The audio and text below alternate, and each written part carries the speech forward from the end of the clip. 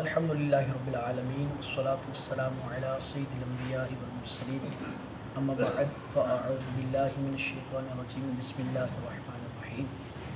صلی اللہ تعالی علی محمد صلی اللہ تعالی علیہ وبارک وسلم۔ اس سے پہلے دو دروس میں ہم نے ایمان والوں اور اہل کفر والوں کی نشانیوں کو سنا۔ آج سے ہم انشاءاللہ تبارک و تعالی منافقین کی نشانیوں کو جو اللہ تبارک و تعالی نے بیان فرمائی سنیں گے، لیکن اس میں ان کی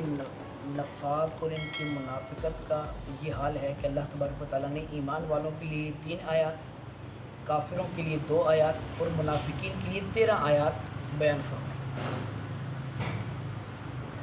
اللہ اکبر۔ اس سے پتہ چلتا ہے کہ منافقین مسلمانوں کے لیے، اسلام کے لیے اور معاشرے کے لیے کس قدر بدبخت لوگ ہیں کہ اللہ تبارک و تعالیٰ نے ان کے لیے بہت زیادہ ان کی نشانیوں کو کھول کر بیان فرمایا۔ اللہ بیان فرماتا ہے وَمِنَ النَّاسِ، ناس سے یہ مراد ہے کہ اللہ تبارک و تعالیٰ نے ان کو بالکل اہمیت نہیں دی، ان کو گروہ انسانی کا وہ نچلا طبقہ فرمایا کہ ان کے ساتھ کسی بھی قسم کی کوئی صفت لگانا اللہ تبارک و تعالیٰ نے مناسب ہی خیال نہیں فرمایا۔ کہ جیسے ایمان والوں کی بات ہوئی تو ان کے ساتھ مومن کی صفت آئی، اہل کفر کی بات ہوئی تو کفر کی صفت لگی، اگرچہ کفر کی صفت بھی بری ہے لیکن اس کے باوجود صفت ضرور لگی۔ لیکن منافقین یہ وہ نچلے طبقے کے لوگ ہیں کہ اللہ نے ان کے ساتھ کوئی بھی صفت لگانا مناسب ہی نہیں سمجھا، اور کچھ لوگ، چند لوگ یہ کہہ کر آپ نے مخاطب فرمایا وَمِنَ النَّاسِ مَن يَقُولُ، کچھ لوگ کہتے ہیں آمنا باللہ وبالیوم الآخر وما ہم بمؤمنین، ہم اللہ اور آخرت کے دن پر ایمان لائے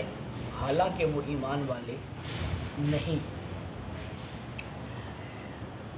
اس آیت سے جو 2 باتیں واضح ہوتی ہیں وہ کیا ہیں کہ جب تک دل میں تصدیق نہ ہو اس وقت تک ظاہری اعمال مومن ہونے کے لیے کافی نہیں۔ بظاہر ہم دیکھتے ہیں کہ بعض اوقات کچھ لوگ بہت اچھی اچھی باتیں کرتے ہیں لیکن وہ ایمان والے نہیں ہوتے، اور ہم کہتے ہیں دیکھو یہ کافر ہو کے اتنا اچھا کام کر رہے ہیں، ان کی کفر کے جو نیکیاں ہیں اس کا اجر ان کو دنیا میں ہی دے دیا جائے گا، آخرت میں ان کو اس کا کچھ فائدہ نہیں ہوگا۔ جو لوگ ایمان کا دعویٰ کرتے ہیں اور کفر کا اعتقاد رکھتے ہیں سب منافقین ہیں، اور یہ اسلام اور مسلمانوں کے لیے کھلے کافروں سے زیادہ نقصان دہ ہیں۔ کھلا کافر جو ہے وہ سب کو پتہ ہے، جیسے قادیانی، ہم ان کو بدترین کافر اس لیے کہتے ہیں کیونکہ وہ مسلمانوں کے لیے انتہائی نقصان دہ ہیں، کیونکہ وہ مسلمان بن کر اسلام اور مسلمانوں کو نقصان پہنچاتے ہیں۔ کھلا کافر جو ہے وہ سامنے آ کے کہے گا میں عیسائی ہوں، میں یہودی ہوں، وہ اپنے مذہب کا اقرار کرے گا، اور مسلمان کو پتہ ہے کہ میں نے عیسائی سے دوستی نہیں رکھنی، میں نے عیسائی کی بات نہیں ماننی، میں نے عیسائی کے اعتقاد پر نہیں چلنا۔ لیکن ایک قادیانی یا کوئی بھی منافق جب اسلام کا دعویٰ کرتے ہوئے یا اسلام کے اندر چھپے ہوئے وہ گروہ جو کفر پر مبنی ہیں، جب وہ آ کر کوئی ایسا دعویٰ کریں گے کہ ہم جو ہے وہ ایمان والے ہیں اور ہماری ان باتوں کو مانا ہو، تو جب مسلمان ان کے ساتھ لگیں گے تو ظاہر ہے گمراہ ہو جائیں گے۔ تو اس لیے یہ ایمان والوں کے لیے زیادہ خطرناک لوگ ہیں۔ اللہ ہمیں ایسے لوگوں سے بچنے کی توفیق عطا فرمائے۔ آگے رب فرماتا ہے یخادعون اللہ والذین آمنوا وما یخدعون الا انفسهم وما یشعرون، فریب دینا چاہتے ہیں اللہ اور ایمان والوں کو، اور حقیقت میں فریب نہیں دیتے مگر اپنی جانوں کو، مگر ان کو شعور نہیں۔ یہاں اللہ تعالیٰ اس بات کا اظہار فرما رہا ہے کہ وہ اللہ کو دھوکہ دینا چاہتے ہیں، حالانکہ اللہ تبارک و تعالیٰ کو دھوکہ نہیں دیا جا سکتا۔ وہ جو اللہ تبارک و تعالیٰ کے لیے یہ باتیں کہتے ہیں کہ ہم گمراہ کر لیں گے ہمیں،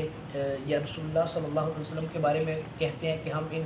ان کے ساتھ بیٹھتے اٹھتے ہیں، ان کے ساتھ رہتے ہیں، لیکن ان کو ہماری باتوں کے بارے میں کوئی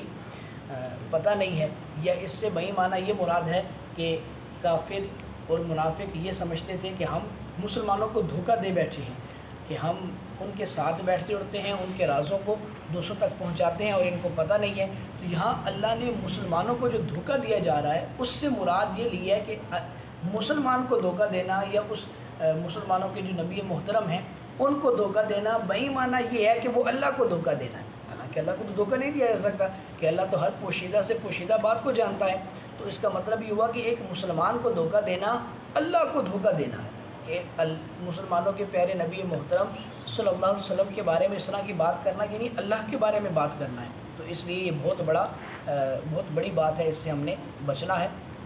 اور دوسری یہاں پر ظاہر اور باطن کا تضاد، یہ بہت بڑی ایک بات ہے کہ ظاہر میں کچھ ہو اور باطن میں کچھ ہو۔ ہمیشہ یاد رکھیں کہ اپنے ظاہر اور باطن کو ایک جیسا رکھیں۔ اگر ہمارا ظاہر کچھ الگ ہوگا اور باطن کچھ الگ ہوگا تو یہ انتہائی قابل نفرت بات ہے کہ جب ہماری ایسی باتیں لوگوں کے سامنے آئیں گی کہ یہ بندہ جناب منہ میں تو چاپلوسی کر رہا ہے اور پیچھے جناب باتیں ہمارے لیے اس طرح کی کرتا ہے، تو اس بندے کی جو درجہ ہوتا ہے، اس کا جو معیار ہوتا ہے، وہ لوگوں میں اس قدر گر جاتا ہے کہ پھر کوئی بھی اس کو منہ لگانا پسند نہیں کرتا۔ اگلی آیت میں اللہ تبارک و تعالیٰ نے بڑی پیاری بات ارشاد فرمائی کہ فی قلوبہم مرض، ان کے دلوں میں مرض ہے، چھپا ہوا مرض، فزادہم اللہ مرضا، تو اللہ نے ان کے مرض میں اور اضافہ فرما دیا، وَلَهُمْ عَذَابٌ أَلِيمٌ بِمَا كَانُوا يَكْذِبُونَ، اور ان کے لیے دردناک عذاب ہے، بدلہ، کس کا بدلہ؟ یہ معاملات کرتے تھے اس کا بدلہ، ان کا جو جھوٹ بولتے تھے، جو منافقت کرتے تھے، اس کا بدلہ ہے، اس کے بدلے کی وجہ سے اللہ نے ان کے لیے دردناک عذاب رکھا ہے۔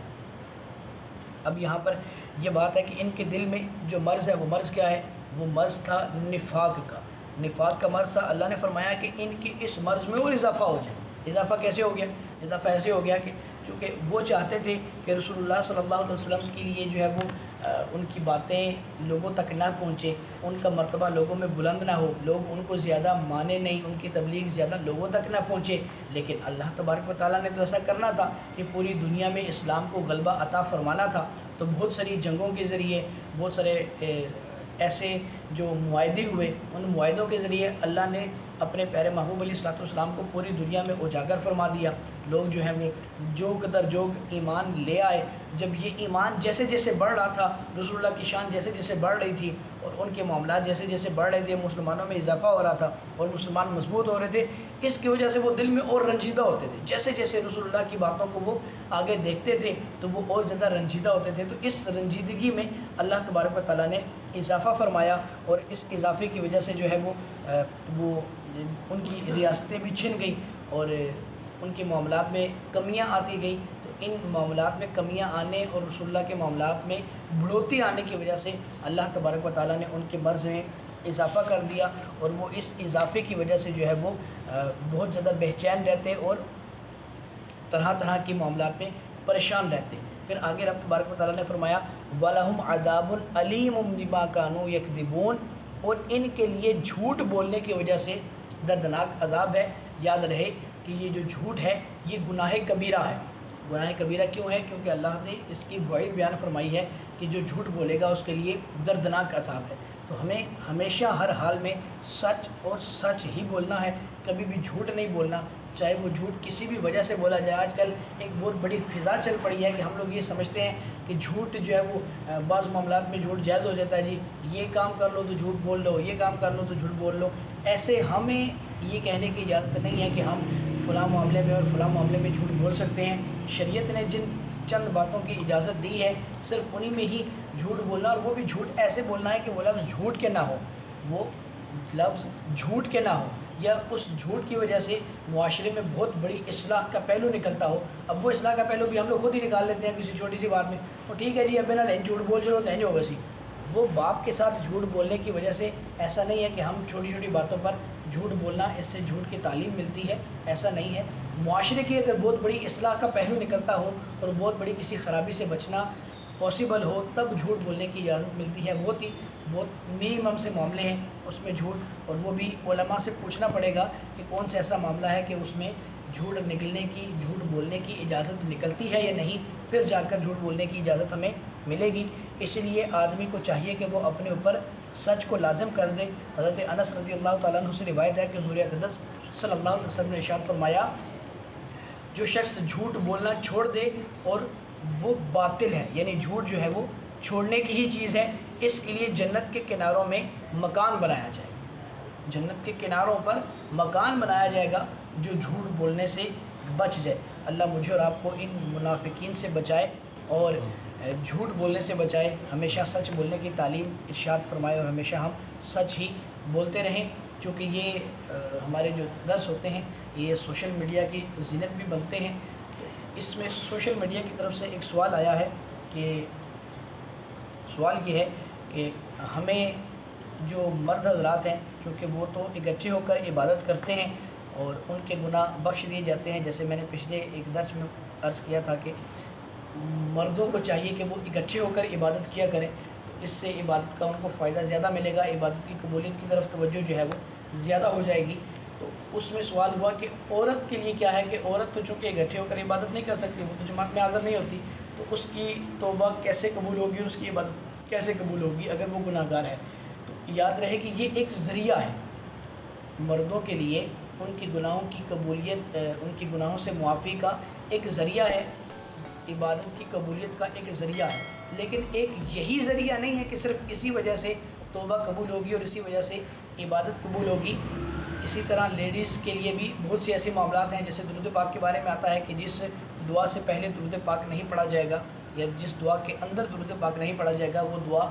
آسمان دنیا میں معلق رہے گی اور وہ قبولیت کا درجہ نہیں پائے گی، تو ایسے ہی درود پاک پڑھ لیا جائے۔ اور اس طرح کے معاملات ہیں۔ پھر عورتوں کے بھی بعض اوقات اجتماعیت والے عبادتیں آتی ہیں،